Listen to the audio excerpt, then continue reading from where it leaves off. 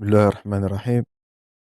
Bienvenue mes chers amis dans la suite du cours du syndrome interstitiel, toujours en radiologie, unité cardio-respiratoire. La fois passée, on avait vu la sémiologie radiologique avec les multiples lésions qui peuvent être associées. On avait parlé des critères spécifiques et du diagnostic différentiel avec du syndrome alvéolaire. Aujourd'hui, on va détailler les lésions élémentaires avec le diagnostic étiologique. Toujours tous les supports utilisés dans les vidéos sont disponibles dans la description à télécharger. Je vous invite comme d'habitude à abonner pour recevoir ces vidéos durant toute l'année et je demande de votre part le maximum de j'aime et de partage afin que ces vidéos atteignent le maximum des étudiants le plus tôt possible. Donc, on avait dit que l'aspect radiologique, on peut avoir des nodules. Donc là, dans l'illustration, ça c'est des nodules, c'est l'aspect nodulaire. On peut avoir un aspect linéaire, ce sont les lignes de Curly qu'on va les aborder. Et opacité peut être réticulaire, réticulonodulaire et la fameuse image en vert dépoli qu'on a déjà vue dans la partie précédente. Donc là, vous voyez, c'est l'aspect nodulaire. Donc là, c'est du nodule. Le nodule peut être micronodule, un nodule de moyenne taille, un macronodule, ou même parfois l'aspect en milière là. C'est aspect granité des grains. On dit que l'aspect là ressemble à des grains. Ça, c'est la fameuse milière qui est souvent répandue dans la milière. Notez ça bien, tuberculose. On va détailler ça dans le module de pneumologie. Mais maintenant, vous êtes censé de garder que dans le syndrome interstitiel, les lésions sont multiples. Donc là, c'est dans le support indiqué. A, c'est une lésion qui est de type linéaire. A, c'est linéaire. B, ce sont des réticulations. C'est l'aspect réticulé des lésions. Troisièmement, C, ça, c'est l'aspect en nid d'abeille. Donc, comme le nom indique, donc l'aspect de rayon de miel, l'aspect du nid d'abeille, ça aussi va témoigner. Tout ça sont caractéristiques du syndrome interstitiel. Donc là, ce sont les nodules. Donc ça, vous voyez, ça c'est nodulaire. Les nodules vont, comme je vous ai dit, ils ont des tailles qui sont différentes. Lorsque les nodules sont de petite taille, c'est l'aspect miliaire. Là, c'est nodulaire. Là, c'est la miliaire à petits grains. Donc ça, c'est de la miliaire surtout tuberculeuse. Et l'aspect réticulo-nodulaire. Donc tout ça, ce sont des lésions élémentaires, des aspects radiologiques retrouvés fréquemment au niveau du syndrome interstitiel. Donc, au contraire du syndrome alvéolaire, là, les lésions radiologiques ou bien les aspects radiologiques peuvent être multiples. Et on peut noter même aussi, notez bien, on peut aussi noter une cavité aérienne qui témoigne d'une caverne tuberculeuse. Donc, tout ça, on va détailler en pneumologie. Restez abonnés, mes chers amis, pour recevoir les prochains cours. Et maintenant, vous devez garder l'aspect radiologique du syndrome interstitiel. Votre but de cette unité cardio-respiratoire, c'est de savoir et déceler les signes radiologiques des syndromes et ne pas confondre entre un syndrome alvéolaire, un syndrome interstitiel et surtout du syndrome pleural avec du syndrome pariétal. Vous êtes censé dans cette unité de bien diagnostiquer les syndromes là, et bien sûr le syndrome médiastinal. Donc on va détailler maintenant les aspects là, radiologiques l'un par l'autre. Commençons par l'aspect nodulaire. Donc, comme leur nom indique, ce sont des nodules là, ce sont des opacités nodulaires et ils sont distingués selon leur taille. On parle de milliards. Si c'est inférieur à 3 millimètres, donc là c'est la milliard, elle est fréquemment répandue comme lésion tuberculeuse. On parle de micronodules. Si c'est inférieur à 6 millimètres, donc c'est l'aspect micronodulaire. On parle de nodules lorsqu'il s'agit des grains ou bien des lésions ou bien des nodules dont la taille ou bien le diamètre varie entre 6 et 10 millimètres.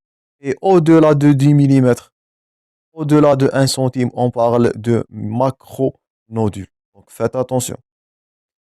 L'aspect nodulaire va changer selon la taille des grains, de la miliaire jusqu'au macronodules. Donc tout ça, ce sont des opacités nodulaires. Notez ça bien, ça va être des termes fréquemment utilisés dans l'interprétation des clichés thoraciques.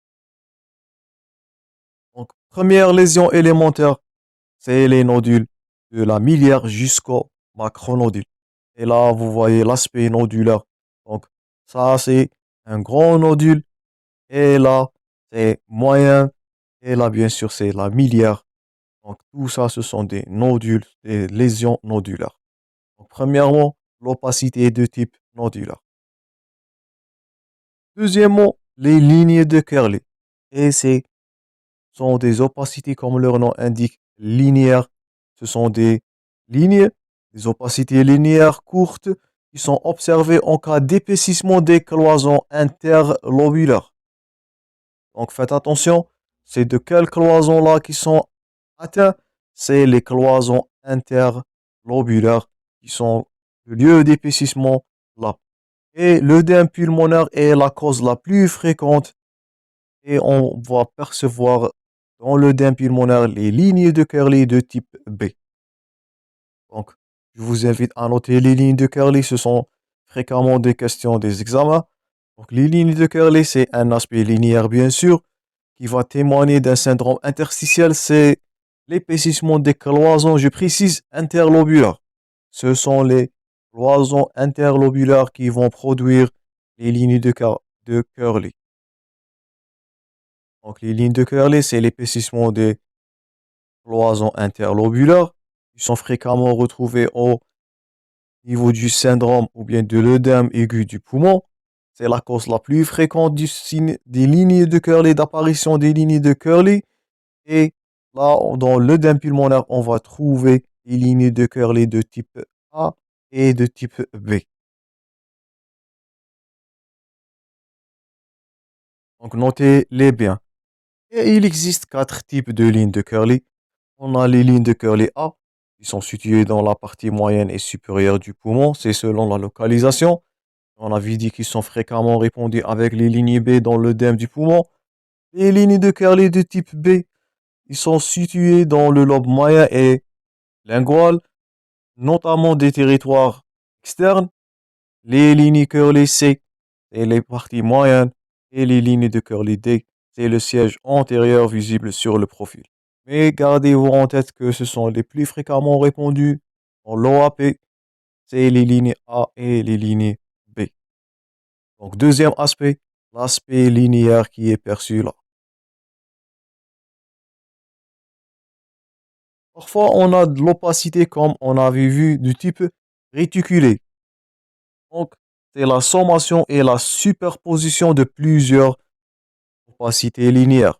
Donc, le terme réticulé, il est défini comme les mailles ou bien sous la forme d'un réseau. Donc, c'est l'aspect de nid d'abeille, ou bien du rayon de miel, ou bien les mailles de filet. Tout ça, ce sont des opacités linéaires qui s'entrecroisent entre elles et donnant une zone claire. Donc, elle correspond là à l'aspect du rayon de miel. Il correspond souvent à une fibrose pulmonaire. Et vous voyez là, ça, c'est de l'aspect du rayon de miel. Et ça va témoigner de quoi? Il va témoigner d'une fibrose, malheureusement, pulmonaire. Donc, troisième lésion, troisième type de lésion élémentaire, c'est l'aspect en nid d'abeille ou en maille, ou bien l'aspect du rayon de miel. Donc, tout ça, c'est descriptif à un aspect réticulé du l'interstitium et ça va témoigner d'une fibrose, comme on va voir dans les étiologies. Ici, un autre aspect de rayon de miel qui est vraiment perçu là, c'est vraiment l'aspect de rayon de miel. C'est l'aspect du mail ou bien le nid d'abeille. Troisième lésion, opacité réticulaire, c'est les réticulations. Quatrièmement, c'est la fameuse image en verre dépoli. On avait vu déjà précédemment, ça c'est l'aspect du verre dépoli. Donc ce sont des opacités qui sont peu denses. Elles n'effacent pas les contours des vaisseaux ni les parois bronchiques. Et ils sont de répartition et d'intensité très variable. D'abord, cet aspect-là de verre dépoli sert à suivre les patients-là qui sont en pathologie chronique d'un syndrome interstitiel, comme nous allons voir qu'en pathologie professionnelle. Donc tout ça, on va le détailler dans le module de pneumologie. Et je répète, vous êtes maintenant censé de garder l'aspect radiologique des lésions et les étiologies probables. Donc, en unité comme compétence en unité cardio-respiratoire, c'est de savoir déceler, savoir diagnostiquer, savoir interpréter un cliché thoracique, c'est la compétence la plus importante, poser un diagnostic probable et donner les étiologies qui sont fréquemment répandues comme cause. Donc ça, c'est votre but, votre compétence et même votre objectif en examen pratique en Écosse. Cinquièmement, là, on est en train de répéter, c'est les images en rayon de miel. C'est un kyste aérique à parois épaisses. Ils sont jointifs, disposés en couche dans le territoire périphérique, sous pleuraux. Donc, ça, on récapitule, c'est l'aspect en rayon de miel qui est bien illustré là. Donc, si on récapitule les lésions, regardez bien la lésion envers des poulies, regardez l'image en rayon de miel, les lignes de Curley et les nodules. Ça, ce sont les lésions élémentaires devant un syndrome interstitiel. Donc, j'espère que la sémiologie radiologique est maintenant prise en tête. Avant de voir diagnostic étiologique, on va aborder la notion de la radiographie thoracique et la relation, leurs limites et l'intérêt du TDM toujours dans le syndrome interstitiel. Donc, la radiographie, elle est un examen de première intention. C'est un examen de routine. Elle nous décèle de plusieurs informations. Elle nous aide énormément pour poser le diagnostic et de visualiser les lésions élémentaires. Mais comparé au scanner, elle est inadaptée pour le diagnostic du syndrome interstitiel.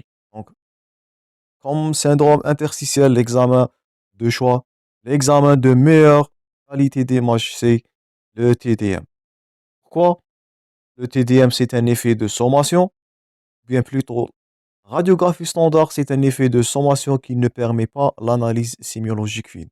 Par contre, au scanner, on avait dit que ce sont des coupes fines à 1 mm qui nous permet de bien analyser les lésions là. Donc, l'ensemble des opacités là, il va être décelé. Par contre, à la radiographie standard, où il va être regroupé dans un seul cliché. Donc, là, c'est une coupe en TDM. On va avoir dans le TDM de multiples coupes là fines et ça va nous permettre de faire une analyse sémiologique qui est plus précise. Et bien sûr, l'aspect des vaisseaux pulmonaires à l'état normal, ils vont donner un aspect de nodule et des lignes. Et ça va être confondu entre les lignes de Kerley en radiographie. Donc, ce que vous allez retenir de ce point-là, c'est que le TDM, le scanner pulmonaire, il est un examen de haute qualité afin de détecter et déceler les lésions anatomiques dans un syndrome interstitiel. Et on va noter dans le scanner cérébral presque les mêmes lésions élémentaires. C'est l'hyperdensité, c'est l'aspect envers des poulies qui est à droite en l'illustration.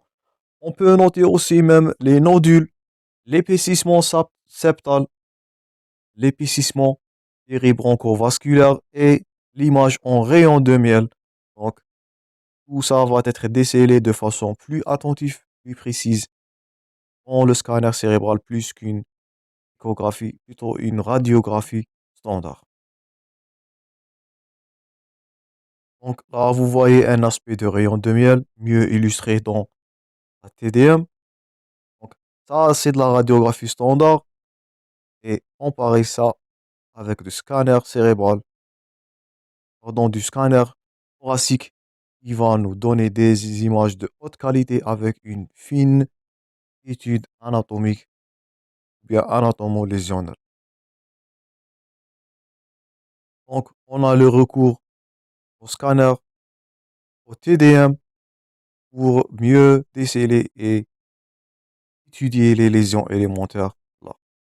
Dernier titre dans le syndrome interstitiel, c'est le diagnostic étiologiques. Quelles sont les causes d'un syndrome interstitiel? Donc, en étiologie, il existe des causes malignes, des causes infectieuses, des causes professionnelles. Notez ça bien, le syndrome interstitiel contient de plusieurs maladies professionnelles et bien sûr des causes iatrogènes et allergiques.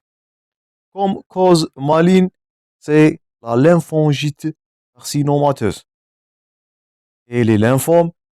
Et bien sûr, c'est le lymphome. En plusieurs stades, il peut atteindre le parenchyme pulmonaire et donner un syndrome interstitiel.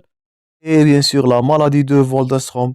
Donc tout ça, les lymphomes, la maladie de Waldenstrom, la dysglobulinémie, on va l'aborder avec détail en module d'hématologie. Donc les causes malignes, c'est la lymphangite carcinomateuse. Les lymphomes peuvent être de cause maligne d'un syndrome interstitiel, la maladie de Waldenstrom ou bien la dysglobulinémie à IgM, et on va les détailler en module d'hématologie.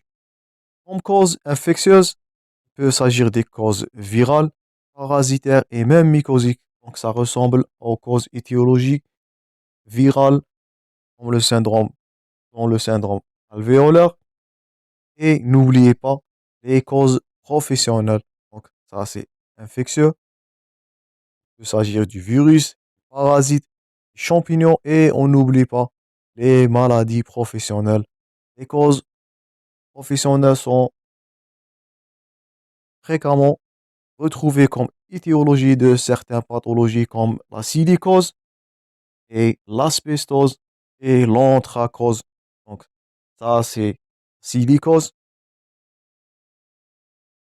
On va le voir avec détail dans le module de pneumologie. Elle touche les lobes supérieurs.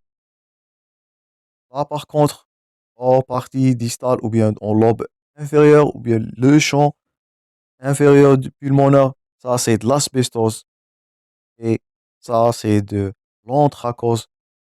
Tout ça, ce sont des lésions professionnelles dues au contact avec des produits et des métaux toxiques.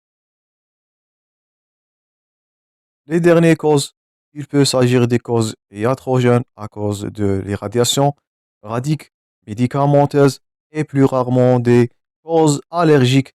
C'est l'exemple de l'alvéolite allergique extrinsèque et la pneumopathie d'hypersensibilité là. Donc, ça, c'était tout pour le syndrome interstitiel. Ce que vous devez retenir, c'est l'aspect radiologique, bien sûr, l'aspect du verre dépoli, le rayon de miel, les lignes de Curly, les lésions nodulaires. Gardez-vous en tête aussi l'aspect dans les miliaires, gardez l'aspect des granités, et bien sûr les étiologies, surtout les maladies professionnelles, les silicoses, l'asbestose et l'anthracose. Donc tout ça, ce sont les points forts concernant le syndrome interstitiel. Donc nous sommes arrivés à la fin du syndrome interstitiel. Je vous rencontrerai prochainement dans d'autres vidéos concernant l'unité cardio-respiratoire. Je vous remercie pour votre attention et bon courage mes chers amis.